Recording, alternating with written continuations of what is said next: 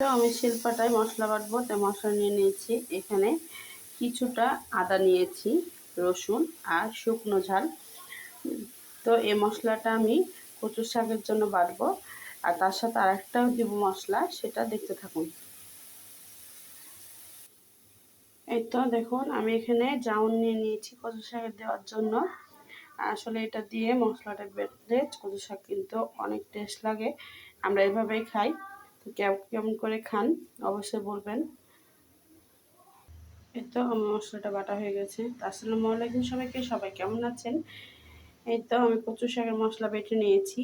আর শুকনো ঝাল দিলে কিন্তু মশলাটা কালার অনেক সুন্দর হয়, আর খেতেও কিন্তু অনেক স্বাদ হয়। সেজন্য আমি সবসময় শুকনো ঝাল দিই। আমার আম্মাকে, আমার দাদি নানিরাকে দেখে এসেছি শুকনো ঝাল দিয়ে মশলা করে নিতে। তো আমিও করে নিলাম। আপনারা বাসায় করে দেখবেন, কিন্তু খেতে খুব ভালো লাগবে। এই তো আমি কিছু মশলা দিয়ে দেবো এখন শাকে। এই তো আমি অর্ধেকটা মশলা শাকে দিয়ে দিলাম,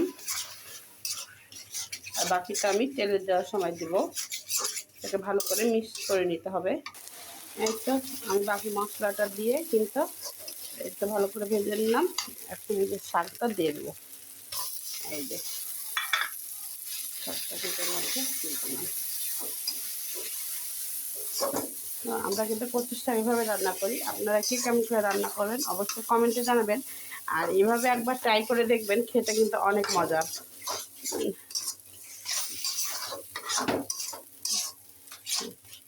কচু শাকের স্মেলটা কিন্তু অনেক সুন্দর বের হয়েছে। ঘ্রাণটা কিন্তু আসলে অনেক সুন্দর। তো আপনারা অবশ্যই কিন্তু এভাবে ট্রাই করবেন বাসায়।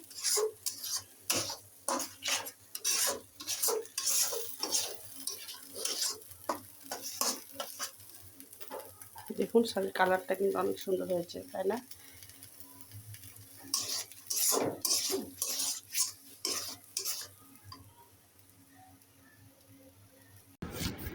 এই তো আমি খাবার নিয়ে বসে গেছি। এই যে কচু শাক নিয়েছি, সাথে কাঁচামরিচ নিয়েছি, আর এখানে হচ্ছে একটু ভাজি নিয়েছি। এটা হচ্ছে লাউয়ের ভাজি। চলুন তাহলে খাওয়া যাক। বিসমিল্লাহ।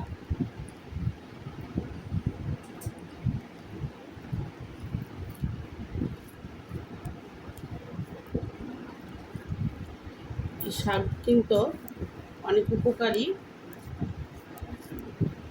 যেটা আমাদের জন্য খাওয়া বেশ ভালো। এই তো দেখুন,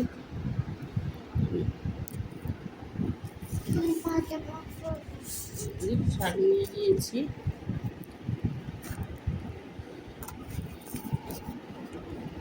এই তো দেখুন, খাওয়া যাক। বিসমিল্লাহ।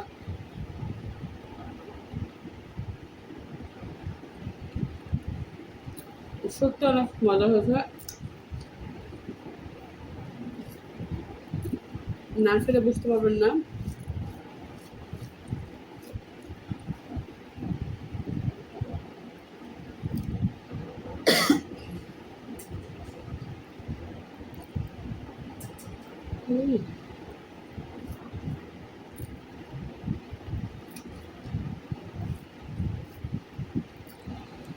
শাকটা তো একটু গলা ধরে না, বা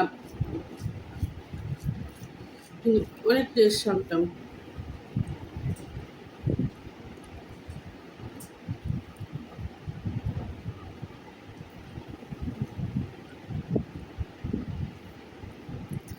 সত্যি অসাধারণ।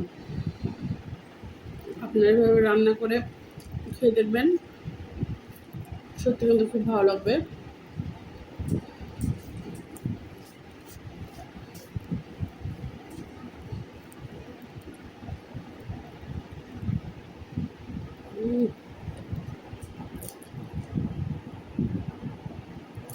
শাকের সাথে কাঁচামরিচ না হলে কিন্তু বোঝে না, তাই না? যেভাবে শাকের সাথে কাঁচামরিচ খেতে ভালোবাসেন অবশ্যই কিন্তু জানিয়ে যাবেন। আর আমার ভিডিওটা যদি আপনাদের ভালো লেগে থাকে তো লাইক, কমেন্ট আর সাবস্ক্রাইব করে দিবেন। আজকে ভিডিওটা এ পর্যন্তই। ভালো থাকবেন, সুস্থ থাকবেন। আল্লাহ হাফেজ সবাইকে।